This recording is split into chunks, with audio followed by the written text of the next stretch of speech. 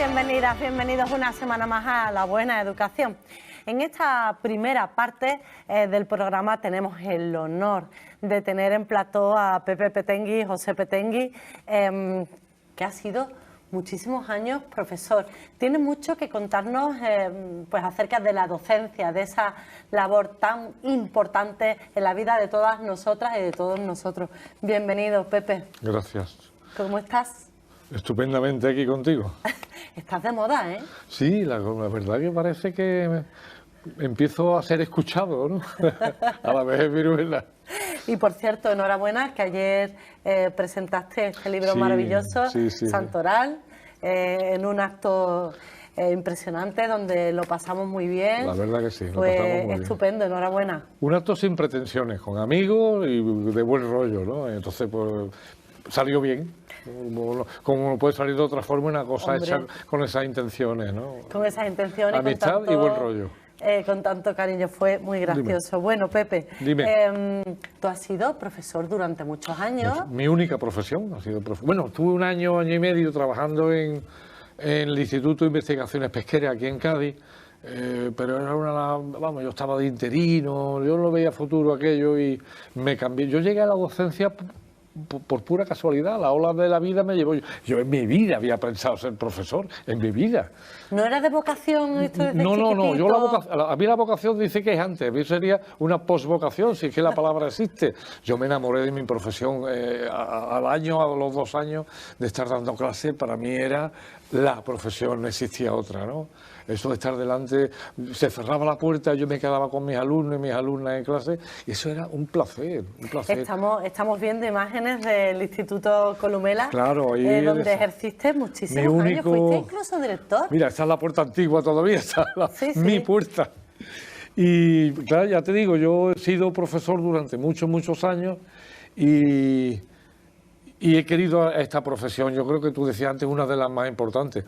Una de las más importantes, si no la más importante. Un maestro, una maestra con sus niños ejerce una labor social, cívica, humanística, la más importante de todas, que es enseñar al que no sabe.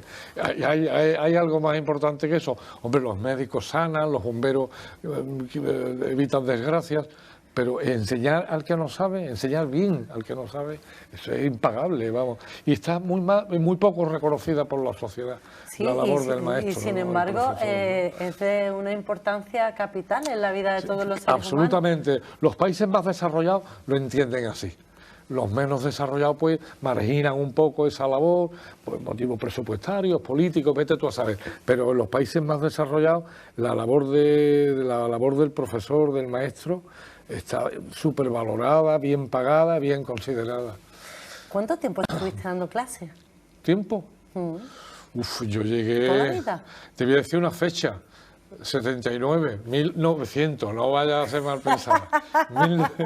1979 llego yo a Columela y estuve allí hasta el 85 de profesor, del 85 al 96 de profesor y de director.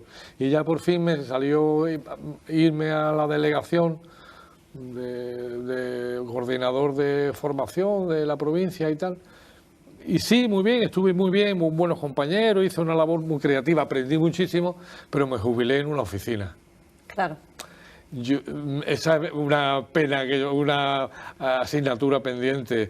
Jubilarte... Nunca mejor dicho. Sí, nunca mejor dicho. Jubilarte rodeado de alumnos debe ser maravilloso. Tengo muy buenos alumnos en Cádiz, que lo mejor que me pueden decir es qué bien me lo pasé en el Columela. No cuánto aprendí, eso sí también, pero qué bien me lo pasé en el Columela, eso es para mí fundamental. Sé que no debería preguntártelo a ti, pero ¿cómo eras tú dando clases? ¿Cuál era tu idiosincrasia? ¿Cómo lo hacías? Dicen que hay en la vida de un profesor está Sancho el Bravo, Sancho el Fuerte y Sancho Panza, ¿no? Yo al principio, pues sí, era Sancho el Fuerte, yo tenía alumnos, yo llegué al Columela y tenía alumnos más viejos que yo. Estaba en el nocturno y tenía suboficiales del ejército, tenía oficiales de correo, tenía público más. Entonces, pues yo me tenía que imponer por la fuerza de mi autoridad profesional. Sancho el Fuerte, Sancho el Bravo, después me hice un poco el Bravo. Pero mis últimos años eran de pater admirabilis, de mis alumnos, y tengo muy buenos recuerdos de todos los años, Yo era severo, yo exigía mucho, pero también me exigía. Me han dicho que... Pero sí, las notas muy bajas, ¿Para qué hay que regalar notas? Yo era muy severo, sin ser el típico profesor antipático, pero yo era severo, pues yo me exigía a mí, pero también le exigía a mis alumnos, ¿no? Y creo que es una cosa que es fundamental, ¿no? De responsabilidad. Si tú te exiges a ti mismo, si tú le exiges a los demás, exígete a ti mismo. Yo he visto cosas muy desagradables en el ambiente profesional, ¿no? He visto profesores maravillosos, que lo hubiera querido para mí, lo hubiera querido para tenerlo en mi casa con una luz debajo, en la mesilla de noche. Profesores fantásticos, profesoras extraordinarias, pero también he visto cosas que dejaban mucho que desear. Es una labor muy difícil, y muy vocacional, y a veces desmotiva mucho y desmoraliza. ¿Cómo afrontabas tú esos momentos? Bueno, en aquella época, primero no había redes sociales. Estoy hablando de mi periodo 79, 80 y 96. No había redes sociales, los ordenadores eran una novedad que hacían 4 cosas y media y que era una cosa prácticamente ornamental en esos momentos. Se veía la proyección, pero no había llegado. Entonces mi vida profesoral era la tiza. Mis alumnos me decían, es que tú dibujabas muy bien. Dice, sí, pero dibujaba una rana por dentro. ¿A mí para qué me sirve saber cómo es una rana por dentro? Ya te servirá en algún momento. Y yo daba ciencias naturales en primero y después también daba biología en COU. Y las ciencias de tercero de BUP, que era una asignatura muy bonita, porque del primer trimestre era geología. Y yo geología en la carrera di un curso. De manera que era autodidacta, yo me tuve que preparar esa materia, porque de geología andaba yo cortito, ¿no? Pero era todo muy gratificante, cursos de 43, 44. Sí. Yo también he vivido eso, Sí, cursos de 43 y 44. Que eso ahora mismo es impensable. Impensable. Las AMPAs, se llaman ahora, ¿no? AMPAs. Sí. Estaban empezando y tenían una labor quizás mucho más articuladora de la que tienen hoy, que yo lo entiendo. Yo ya hablo desde mi falta de hipotecas ya, ¿no? Yo le veo ahora una labor algo más fiscalizadora que cooperadora, que articuladora, ¿no? A las AMPAs, ¿no? Las AMPAs es muy curioso porque cuando yo estudiaba, Pepe, las madres, los padres, muy poquito tenían que ver en nuestra labor de enseñanza aprendizaje. Y si ya te vas a mi época, mi padre yo creo que no fue nunca al colegio y éramos 6 hermanos, Claro. Jamás. Y mis hermanos eran, yo era buenecito, pero mis hermanos eran de abrigo. Y mi padre jamás apareció por el colegio. Yo también era de abrigo, Pepe. Y mi padre estaba pobrecito todo el día. Estoy informado. Pero que ahora en la actualidad están implicadas en los procesos de enseñanza-aprendizaje de sus hijos y de sus hijas. Es muy curioso y muy bueno. Es algo que Hombre, muy bueno. Eso está bien. Pero no pueden ejercer una labor fiscalizadora. Los grupos de APA, los grupos de WhatsApp de APA, yo le tengo un poco de manía. Tengo un poquito de manía. Sí, porque al final se termina en el chismorreo. Claro, también es verdad. Bien llevado está muy bien, pero hombre, no puede servir para chismorrear. La educación para los padres termina en la puerta del aula. Del aula para adentro es labor del profesor, que tiene unas oposiciones, que tiene una carrera, que tiene unos estudios, que tiene una preparación justamente para eso. Nadie se pone en la puerta de un quirófano a decirle al médico por dónde tiene que intervenir, por dónde tiene que cortar o quién tiene que anestesiar, ¿no? Somos, o hemos sido, yo ya estoy de vuelta, ¿no? Somos profesionales. Y como tales profesionales no tenemos nuestra responsabilidad. Y en esa responsabilidad va la actitud, ¿no? La buena praxis, la buena práctica. ¿Cómo ha cambiado la enseñanza en todo este tiempo? Tú que eres un observador, no sé, yo ando bastante desconectado. Muy eficaz. Ando bastante, tengo amigos, por supuesto. amigos profesores, amigas con corazón, yo le digo, amigas con corazón de maestra. Es lo mejor que se le puede decir a una profesora es que tiene corazón de maestra. gente buena que está con niños de 5 años, niños de 4 o 5 años. Eso, chiquitito, un disparate. Yo van mis nietas a mi casa y estoy después al día siguiente tengo agujetas y están una tarde, ¿no? Sí, pues imagínate, ¿no? Es una labor profesional muy buena, ¿no? ¿Y cómo ha cambiado? Ya te digo, las redes sociales han cambiado mucho las cosas, ¿no? La forma de ver las materias, antes las materias estaban mucho más compartimentadas y ahora hay una difusión, una permeabilidad entre ellas, ¿no? Después el tema del orientador, la figura del orientador en mi época no existía y los centros funcionaban la mar de bien, ¿eh?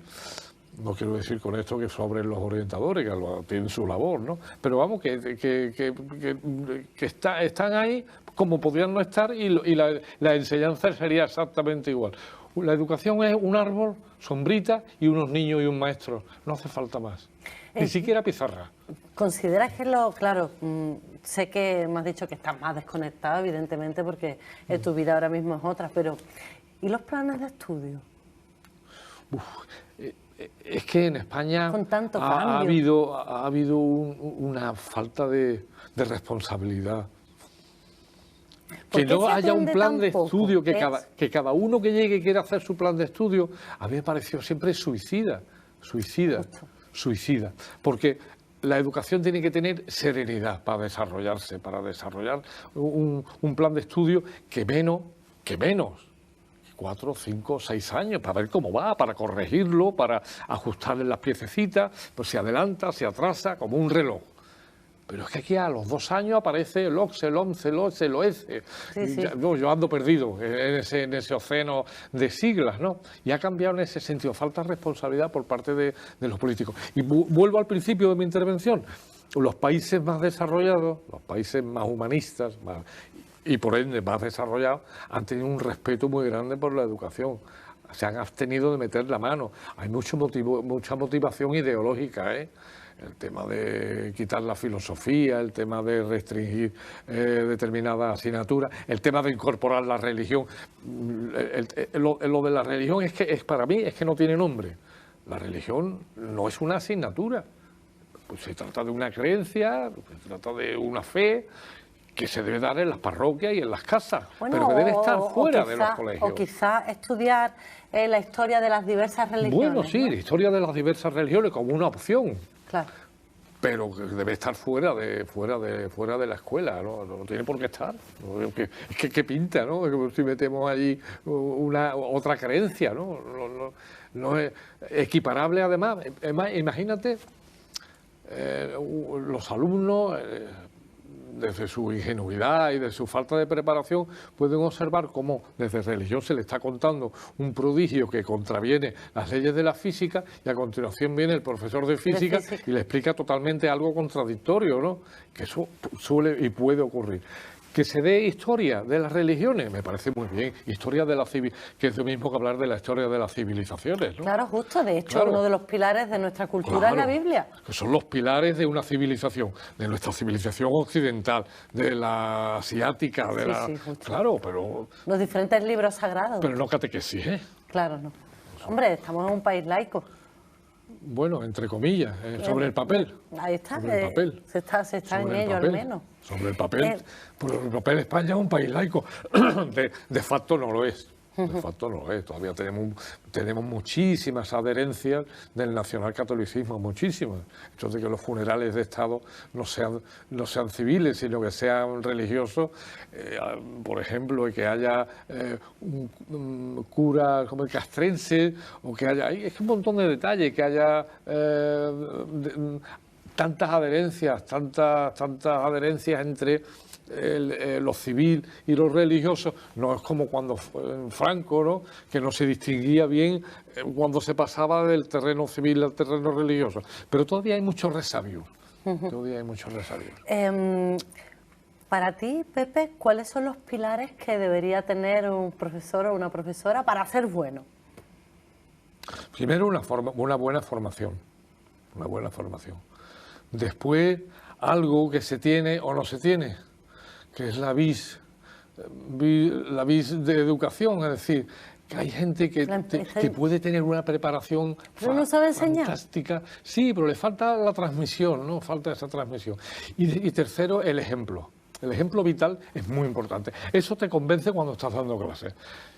Explícate. 1 hora todos los días delante de 80 ojos, tu ejemplo vital, cómo tú te comportes, cómo tú eres, cómo hablas, cómo te expresas, cómo quieres a la gente o cómo te manifiestan de determinados fenómenos de la vida, eso los alumnos lo detectan rápido. Así que preparación, transmisión de esos conocimientos y ejemplo vital. Es muy interesante desde el punto de vista negativo, como han ido quitando, que hablábamos antes, ¿no? Ciertas asignaturas que nos hacen pensar. Hablabas muy bien, por cierto, de cómo la filosofía han ido arrinconándola, o para mí, que soy humanista, asignaturas como latín, griego, que sirven para ordenar nuestra mente, para la etimología, para el saber, para la cultura, para la expresión y la comprensión oral y escrita. Por supuesto. ¿Qué está pasando? Está pasando que eso, bueno, en este mundo de rapidez, de inmediatez, en este mundo de complejitos neoliberales, eso no sirve para nada, la filosofía. ¿Para qué la filosofía? Si aquí lo que interesa es ser emprendedor, o interesa ser instagramer, o interesa ser TikTok. La filosofía es fundamental, y el latín y el griego. Mira, por ejemplo, la informática hoy como asignatura tuvo sentido. Hoy día, hoy día informática no hace falta enseñar. Si los niños nacen pero un niño con 3 años sabe más que yo de móviles y de ordenadores. No hace falta. Es increíble. Entonces, modificar el plan de estudio por una moda o por una tendencia o por querer ser más moderniqui que nadie, vamos a ser moderniqui.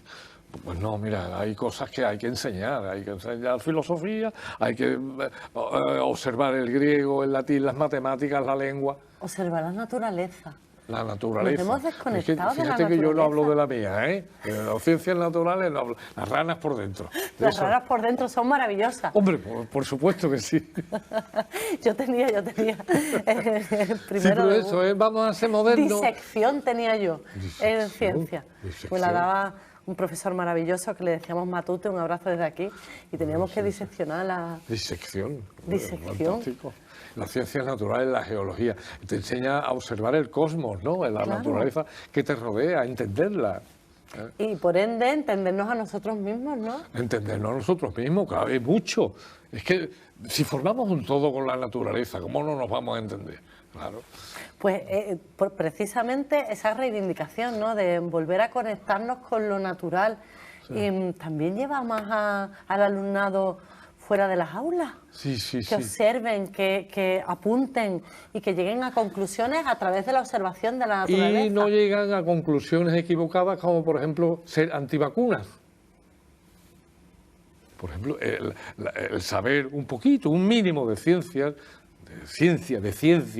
no digo, lo digo en singular, evitaría situaciones tan aberrantes, tan ridículas y tan patéticas como declararse antivacuna, ¿no? Algo increíble. La vacuna, inventada desde hace ya más de 150 años, están sirviendo a la humanidad, han erradicado enfermedades. Hay enfermedades que no existen gracias a la vacuna ya. ¿A qué viene esa actitud? Y además, creyéndose que están haciendo una cosa rebelde y bonita y mover. Bueno, lamentable, vamos. Pepe, ¿qué es lo mejor y lo peor de la enseñanza, de tu experiencia? Bueno, lo mejor es todo, lo mejor es enseñar. Lo mejor de la enseñanza es enseñar. Te sientes muy gratificado. ¿No? El hecho de enseñar. El hecho de enseñar es algo tan grande. Y ver las caritas de asombro. No, y verla y leerte los exámenes, ¿no? Yo he tenido alumnos que me deslumbraban con sus exámenes, me deslumbraban. Digo, ¿cómo ha pillado este chaval o esta chica lo que se trataba, ¿no? Deslumbrantes.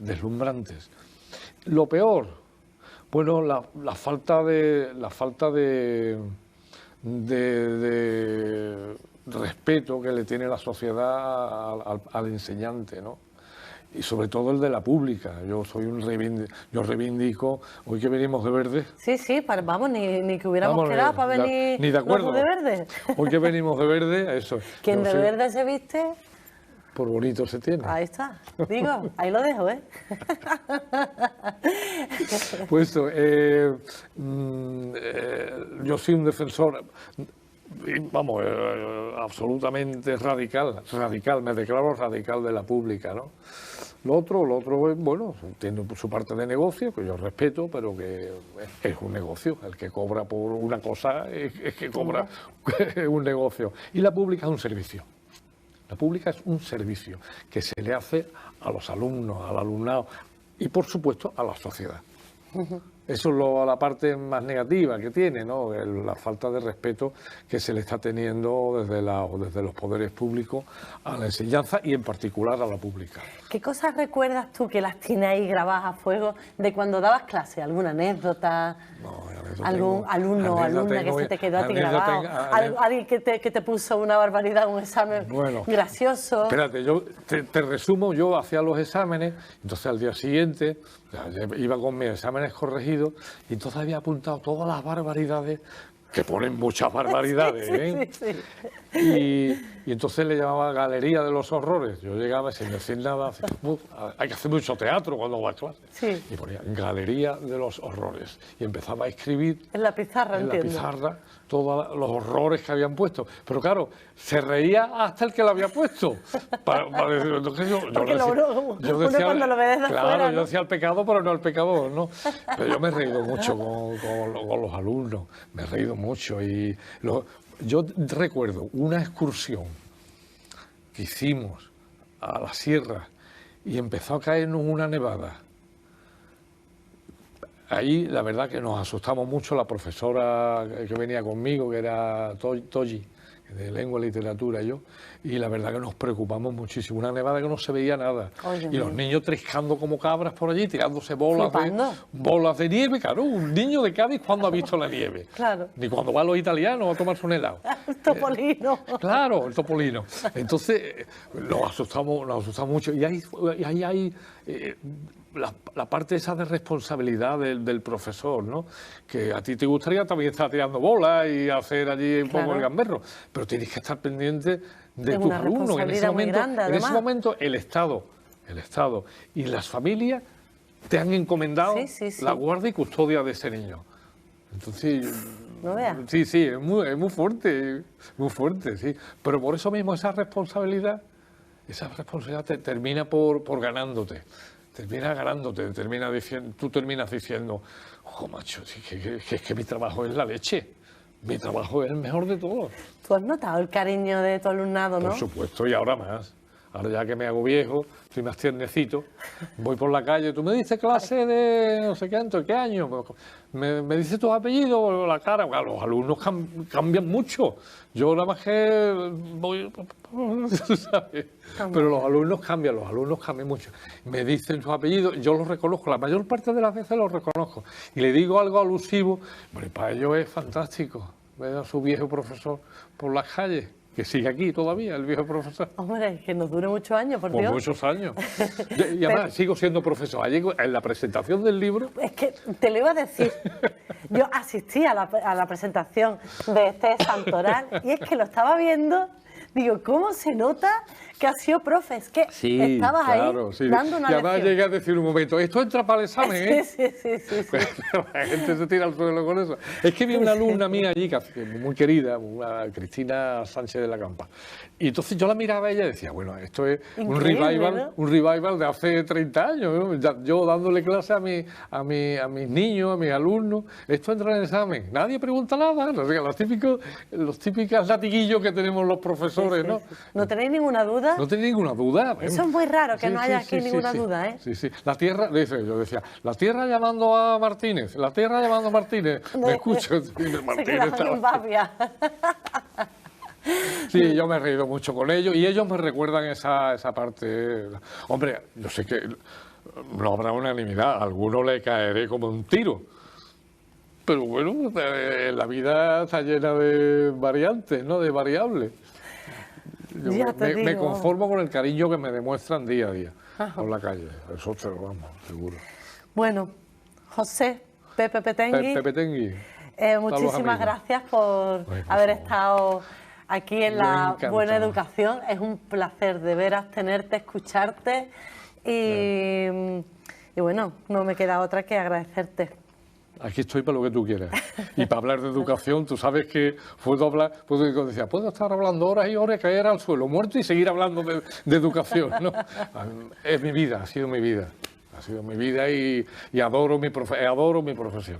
Pues muchísimas gracias también por la labor que has hecho, que no es nada fácil la labor de profesor, y a todas esas generaciones y generaciones y generaciones de chicos y chicas a las que has dado clases. Muchas gracias. Pero no hay que hacer quejica, ¿eh? Hay que tirar para adelante y decir, que yo soy profesor, la profesión más importante. No, yo profesor, no, soy profesor y es la labor más importante. A mí el Estado me ha encomendado que eduque a los chicos, ¿no?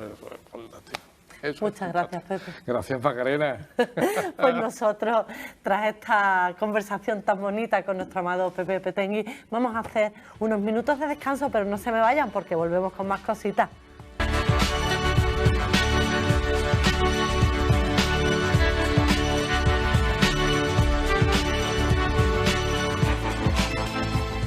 Bienvenidos a esta segunda parte de La Buena Educación. Bueno, hoy tenemos un programa, ya estáis viendo, pues muy cargadito de chucherías y un programa maravilloso. Tengo el placer de presentaros a María Yebres, que es la responsable de comunicación de Autismo Cádiz, y a mi Luis Carrera, vicepresidente de Autismo Cádiz, y muchos más cargos. Bienvenido, bienvenida. ¿Qué tal estáis? Bien, muy bien, gracias.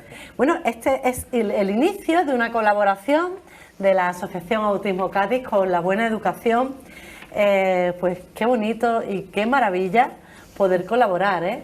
Sí, sin duda. Además, qué necesario y qué agradecidos estamos de que nos deis voz, nos visibilicéis, y sobre todo esto va a ser un espacio para darle voz a las personas con autismo. Ese es nuestro objetivo. De hecho, hoy vamos a hablar de inclusión, educando en inclusión, porque, claro, y ahí vas tú, Luis, la importancia de la visibilidad de las personas con discapacidad y trastorno del desarrollo, pues es muy importante. Es una cosa que hay que tratarla. Nosotros, las personas con discapacidad o trastorno del desarrollo, necesitamos visibilidad, porque tenemos que ser personas de pleno derecho, y aparte necesitamos que no haya nadie que esté por encima nuestra, infantilizándonos y dándonos, diciéndonos qué directrices tenemos que llevar, o que nosotros tenemos que ser los que llevemos la rienda de nuestra propia vida. Justo, es más, está muy bien que nos hables desde tu experiencia, sí. Porque claro, tú lo vives en tus carnes. Sí. Yo ahora mismo llevo una vida independiente, y aparte pues como en la asociación estoy de profesional, de vicepresidente. Bueno, eres vicepresidente, soy vicepresidente y muchas más cosas además. Efectivamente, llevo también el grupo de autogestores, también estoy representante de Plena Inclusión Andalucía, y también de la plataforma estatal de Plena Inclusión a nivel nacional. O sea, y además eres profesional de Autismo Cádiz, sí. Algo que es muy importante. Nos parece muy importante que desde la propia experiencia hablemos de inclusión. María, ¿qué consejo daríamos para el tratamiento de estos temas en los medios de comunicación? Pues mira, tengo que decir que nosotros cuando se creó el área de comunicación, muy poquito después de crear el área de comunicación, participamos en un proyecto en coordinación con FEPROAMI, con la Federación Provincial de Discapacidad, y con la Asociación de la Prensa, un proyecto que se llama Recapacita, y en este proyecto, además de ofrecer una formación a los periodistas que fue impartida por personas con discapacidad, Luis fue uno de los formadores, además de eso hicimos un decálogo de consejos. el primero que tenemos que decir es, bueno, es el que estamos aquí cumpliendo hoy, que es dar visibilidad, ¿no? Pero luego muchos más que bueno, Luis, puede contar si quiere algunos más. Sí, Cuéntanos. por ejemplo, los medios de comunicación deben, primero al hablar por ejemplo, del autismo, pues irse, por ejemplo, a entidades como Autismo Cádiz e informarse de este trastorno, Claro. para no equivocarse a la hora de hablar de él. Claro, porque es necesario informarse, saber qué es el autismo, cuáles son las características de este trastorno, porque evidentemente si uno no sabe, Claro. cuanta más información tenga, pues es Mira, una mejor, cosa ¿no? muy importante, Macarena, es, tú sabes que el lenguaje construye sociedad, ¿no? Y el lenguaje construye el Y la imaginario. realidad. Así es, ¿no? Y la define. Veníamos hablando antes, Luis y yo, de que él había visto una noticia. Bueno, cuéntanos Sí, un poco, ¿no? ¿Qué noticia has una visto, Luis? noticia en un centro de Madrid de personas decía con personas autistas. Personas autistas. Para nosotros, yo cada vez que escucho la palabra autistas me chirrían los oídos, porque la palabra autista es una palabra cacofónica, vamos, chirriante. Sí, es un poco también, que lo veníamos comentando, que lo que debe emplearse son personas con autismo, personas Claro, con... claro, entiendo, Porque claro. tú eres una persona, o sea, es una persona que tienes una condición, por llamarlo de alguna manera, pero... Otra manera de ser y estar en el mundo. Punto y final. Efectivamente. Eso Justo. es, eso es. O la palabra discapacitado no se debe utilizar tampoco. poco. Personas con diferentes capacidades. O personas con discapacidad. Claro, también veníamos comentando que para nosotros es muy importante que se hable con las personas siempre que se pueda y con los apoyos necesarios nos dirijamos a las personas con discapacidad. Que digamos que estamos muy acostumbrados desde los medios de comunicación y desde la sociedad en general a que siempre cuando queremos saber qué problema tiene una persona con autismo, le preguntamos al profesional, al formador, No, a la y no a familia, él, y a no la a persona, ellos. ¿no? Entonces, este programa precisamente lo que quiere trabajar más es ese asunto, ¿no? Vamos a hablar con las personas con autismo, vamos a ver ellos en temas de educación, de inclusión laboral, de accesibilidad, en esos temas, qué tienen que decir, qué tienen que opinar, ¿no? Bueno, seguimos con las buenas prácticas en los medios de comunicación. ¿Qué más cositas? ¿Veis vosotros que deberíamos hacer los profesionales de la comunicación? No infantilizar a las personas con discapacidad. Hablemos de diversas capacidades, ¿no? Sí, No, bueno. ¿qué discapacidad? Porque discapacidad de qué? Diversas capacidades. capacidades, sí. Claro que sí. No infantilizar. No infantilizar. ¿Qué más? Bueno, no infantilizar.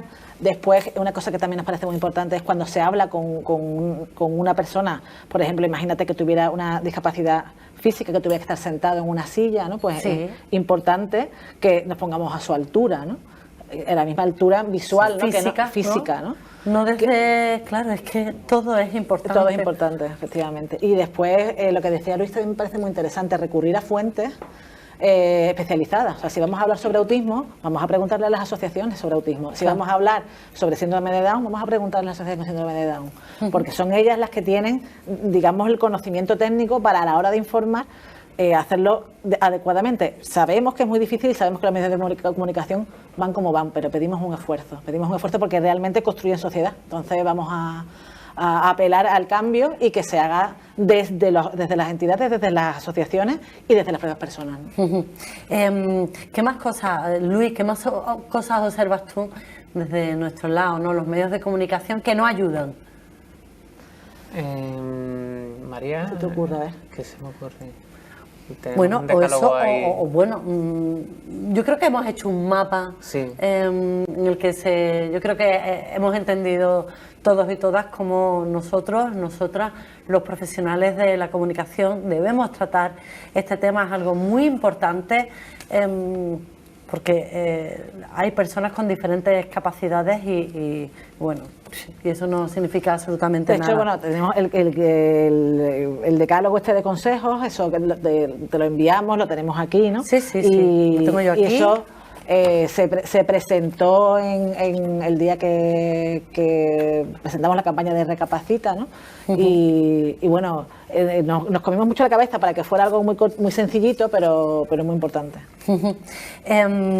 Como tenemos muy poquito tiempo, vamos a ir avanzando, porque claro, quiero que me habléis de un proyecto que es el ODS con FEPROAMI. Disculpadme que se atorpea al leerlo, porque hablamos de los derechos de las personas. Así es. Contadme. De los ODS. Mira, las asociaciones, bueno, la sociedad en general debe trabajar por la garantía de los derechos de todas las personas, ¿no? Entonces, las asociaciones como Autismo Cádiz trabajan en el marco de la defensa de los derechos de las personas con autismo, y en ese marco, digamos que las Naciones Unidas tienen unos objetivos de desarrollo sostenible que tienen diferentes puntos. Uno de esos puntos es la educación. Entonces, a través del proyecto que vamos a iniciar con la buena educación, lo que queremos es trabajar el ODS, el Objetivo de Desarrollo Sostenible, que tiene que ver con la educación. A la misma vez, este Objetivo de Desarrollo Sostenible lo estamos trabajando en un proyecto con FEPROAMI, un proyecto conjunto, en el que nos hemos comprometido a desplegar y a hablar de este derecho en la buena educación. Claro, y además es que estamos muy ilusionados, sí, la verdad es que sí, que por recibiros, por tener este feedback tan bonito.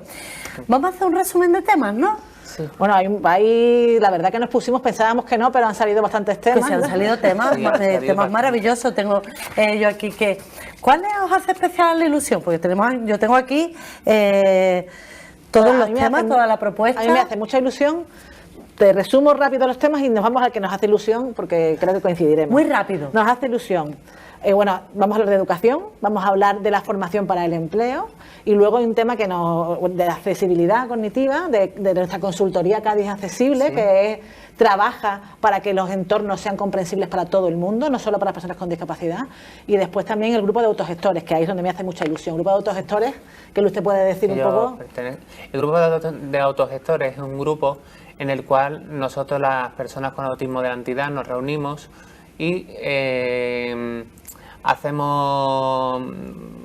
hablamos sobre los derechos, diferentes problemas que hay en la entidad y demás. Y queremos traer aquí a... Entonces, lo que hacemos es elevarlo a la junta directiva, por ejemplo. Claro, entiendo. Claro, lo que queremos hacer es que el grupo de autogestores venga aquí a debatir. Sí, eso es lo que queremos hacer. Pero ¿os estáis dando cuenta de lo que se viene con Autismo Cádiz? Así que no se pueden perder ni un programa en que estén ellos, porque la verdad que el proyecto de colaboración nos parece muy interesante. Tenemos que ir terminando, pero a mí me gustaría dedicar estos últimos minutos de entrevista, Luis, a ti, a que me cuentes cómo es tu experiencia y qué le pedirías a la gente para que sepan pues convivir con esas diferentes maneras de entender, de ser y estar en el mundo. Desde tu experiencia, ¿qué le dirías a las personas? Oye, que nosotros somos igual que tú, ¿qué pasa con tu rollo? Yo diría que somos personas de pleno derecho y no tenemos ninguna diferencia,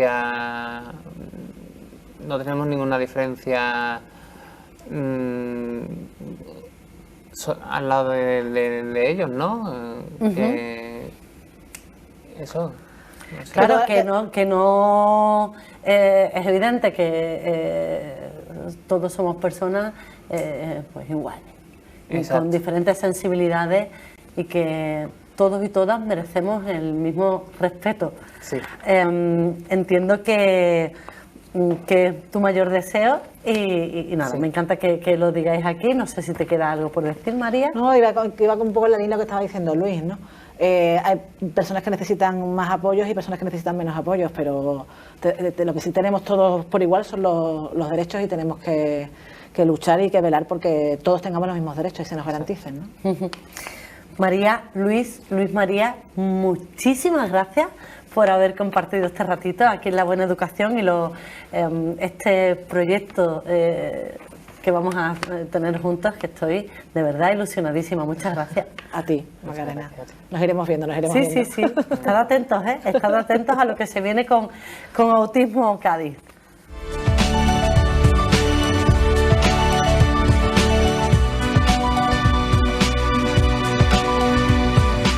Y claro, en estos días hemos celebrado Halloween y teníamos que tenerla a ella, a Gabriela Alejo de la Asociación Olin. ¿Qué tal? Bienvenida.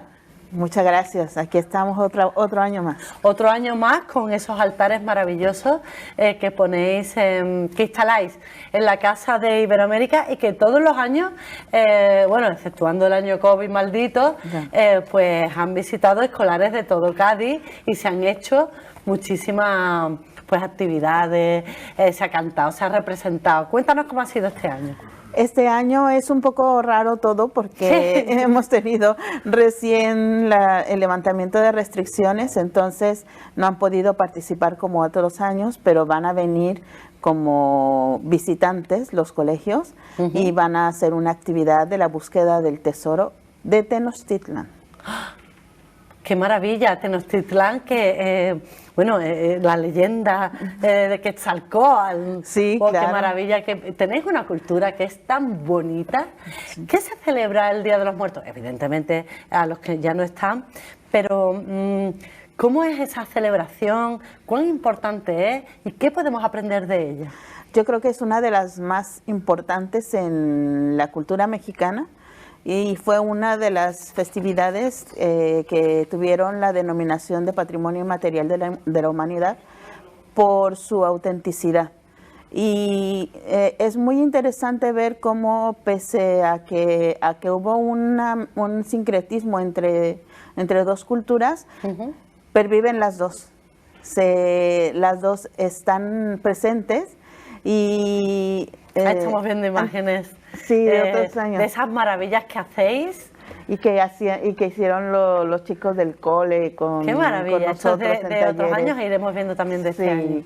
La verdad es que ha sido impresionante el año anterior a la pandemia, que fue cuando ya hubo una participación. Sí, de hecho, estas imágenes, Gabriela, tengo que decir que no os compliquéis porque esto era... antes del COVID, no teníamos ni idea ni que existía ese bicho, por eso veis sin mascarilla, sin distancia de seguridad. Ojalá que pronto podamos volver a ello. Por favor, ojalá. Que pronto podamos.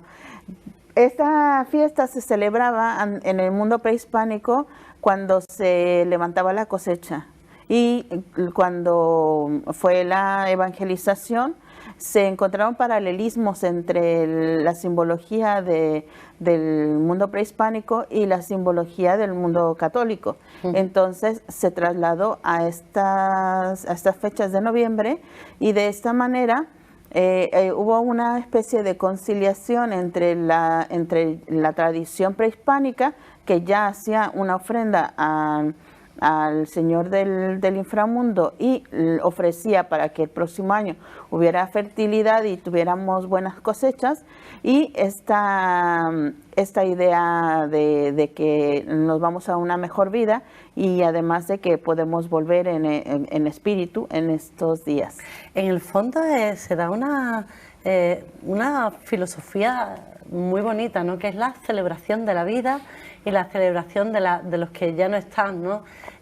Bueno, digo celebración porque al fin y al cabo los que estamos aquí somos los que seguimos sufriendo esta cosa que es vivir y morir. Tiene una filosofía muy profunda y muy alegre. Sí, porque la idea de pasar a una mejor vida, eso hace que, bueno, aquí trabajamos, sufrimos, pasamos por muchas cosas también. Esa ofrenda dedicada a las víctimas del COVID. Este año, desgraciadamente, también la volvemos a dedicar a las víctimas del COVID, porque el COVID no se ha ido, se sigue llevando gente, y creo que este año se ha notado mucho más, porque ya las acumuladas que se habían ido el año pasado, más las que vienen de este año, ha sido impresionante la cantidad de personas que se han ido por el COVID. Entonces volvemos a dedicarlo. Mira qué bonito. Y lo centramos en la cultura azteca, y lo que está ahí viendo es un zompantli, que es básicamente el sacar los huesos, una exhumación, y limpiarlos con con mucho respeto, con mucho cariño, porque cuando venga el alma tiene que encontrarse con sus restos perfectamente limpios, muy limpios, con todos sus elementos que le gustaban, sus objetos, sus velas, sus flores, para que lo lleven lo guíen en el camino de ida y de regreso, porque también es una forma de hacer este duelo y de aceptar la muerte y de saber que vienen o creer que vienen, pero también de dejarlos marchar. Entonces es una forma de que cada año estamos recordando la vida de nuestros difuntos. Esa es la diferencia con el Halloween, que nosotros celebramos recordando la vida de nuestros difuntos. Qué cosa más bonita. Gabriela, cuando los chicos y chicas se acercan a esta cultura, a esta filosofía de vida, ¿qué enseñanzas se llevan? Lo naturalizan, ¿no? Sí, tienen una conciencia de que la muerte es algo natural, pero que esperamos que nuestra muerte sea dulce, por eso las calaveritas de azúcar que también elaboramos con ellos para poder comerlas durante estos días, y de esta manera, al comerla, vencemos a la muerte porque seguimos vivos. Además, aceptamos que la muerte está dentro de la vida parte misma, de la vida. Y también quitamos ese temor a morir, porque para morir hay que estar vivos. Sí, justo, porque si no... Gabriela, muchísimas gracias, Gabriela Alejo, de la Asociación Olin, siempre tan amable. Gracias a ustedes. Muchísimas gracias por la labor que hacéis, por ofrecernos estas imágenes, estas ofrendas, ¿no?, a la vida y a la muerte, y por enseñarnos cuán bonito es vivir, incluso morir. Muchas gracias, Gabriela. Esperamos que les guste mucho el altar, y en los días que restan, por que esté abierto, podéis traer fotografías o alguna ofrenda para vuestros seres queridos. Pues muchísimas gracias, Gabriela. Y nosotros nos vamos a despedir con un vídeo maravilloso que nos ha llegado del cole Josefina Pascual, y en el que hablan de esto.